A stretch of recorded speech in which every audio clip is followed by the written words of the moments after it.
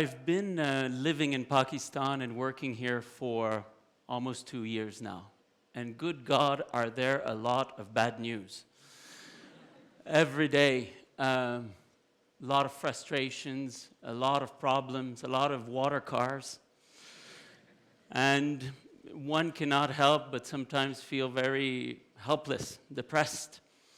And one thing that really keeps me going, that inspires me, and I think that keeps a lot of people that work with me, beside me, going, is the extraordinary wealth of this country. And I'm not talking about the fauna and flora, and I'm not talking about the minerals of Balochistan. I'm talking about this country's most amazing, most wondrous wealth. And this is Pakistan's youth, you guys here. And every day across this country, thousands, millions of young people are doing extraordinary work for their communities and for this country.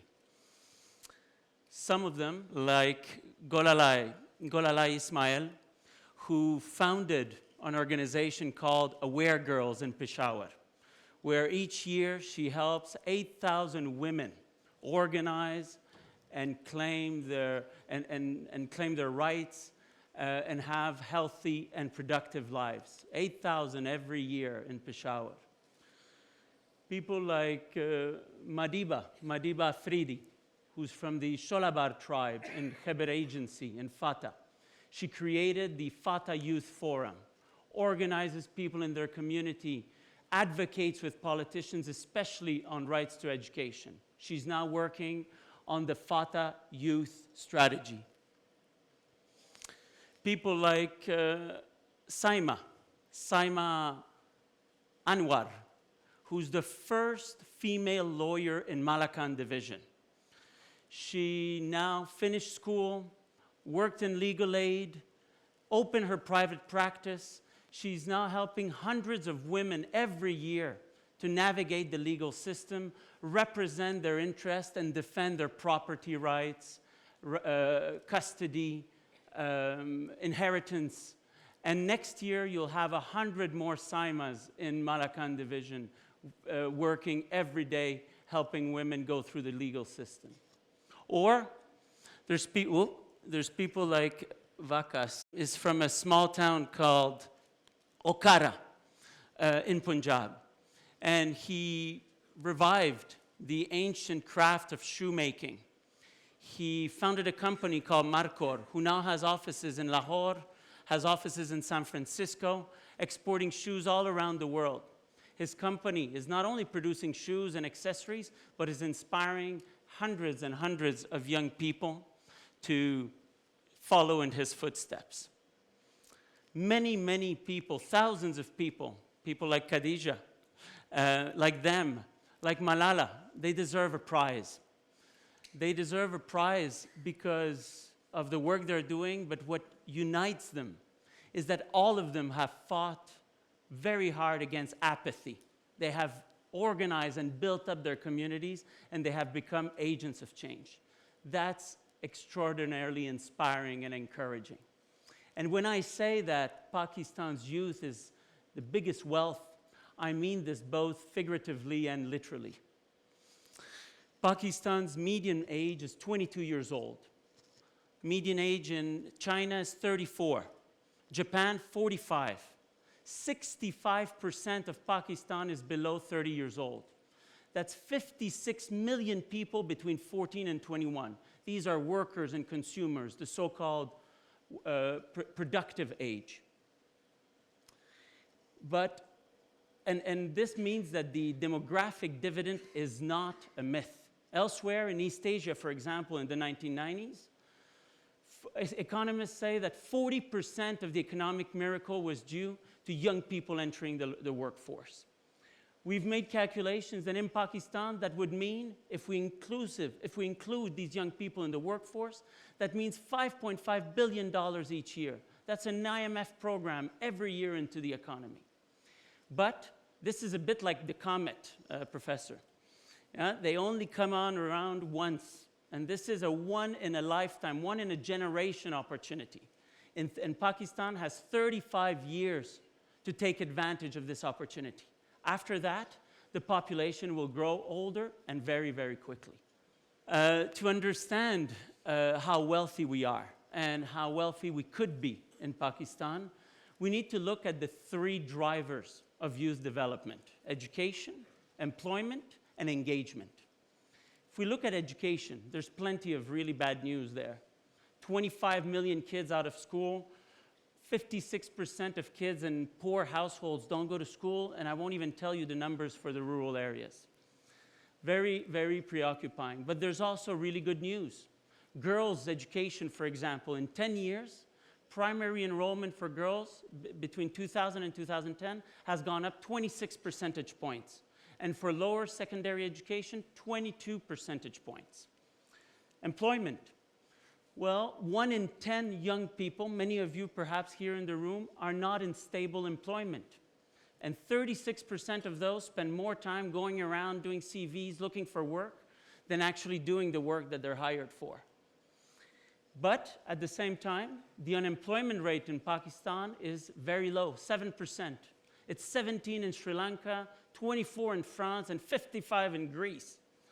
So there's a lot of potential there. And as you probably know, the ecosystem of entrepreneurship in Pakistan is growing very, very rapidly.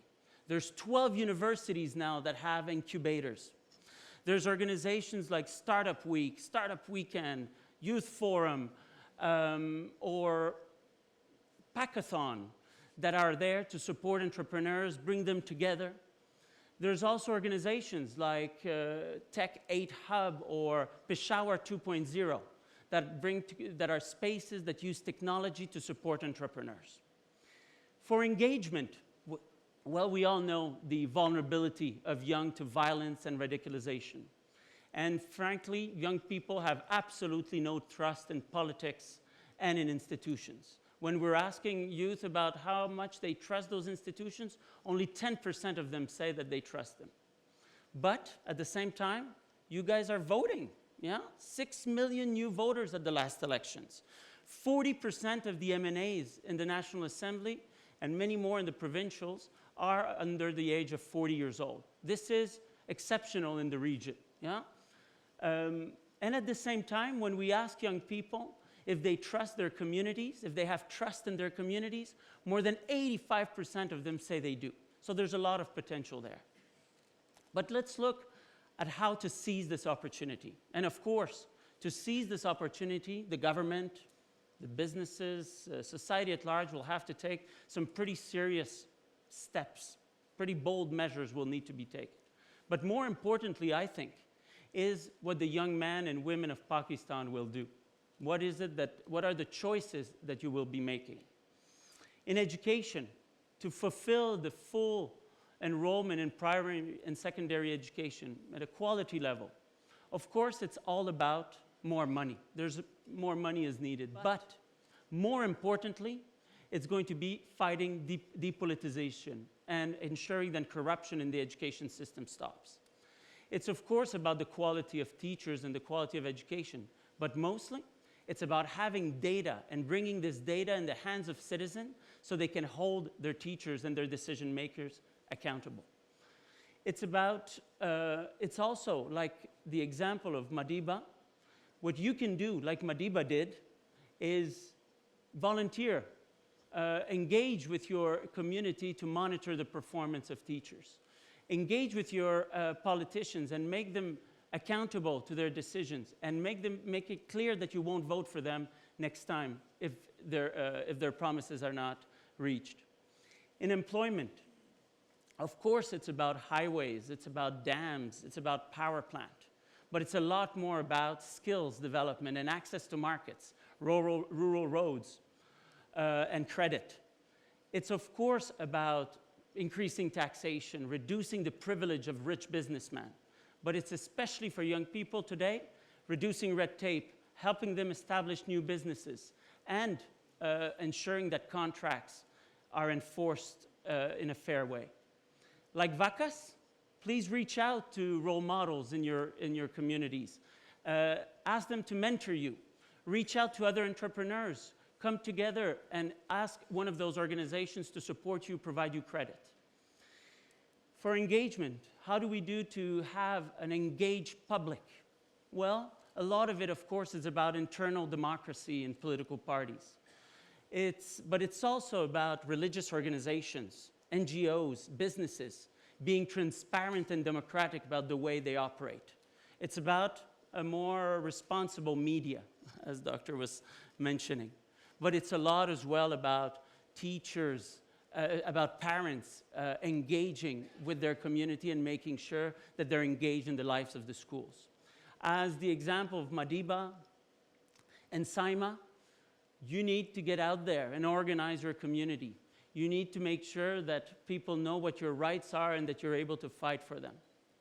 So what is the good news of Pakistan? You are the good news of Pakistan. And what really inspires me is that these people, like Madiba, like Golalai, Saima, and Vakas, and thousands of others, they have not stood up there and dreamt and waited for somebody else to come and resolve their problem for them. They have taken their future, they have taken the future of their communities in their own hands, and they have realized and made us open our eyes to the greatest wealth of Pakistan. If they can do so, you can. Thank you very much.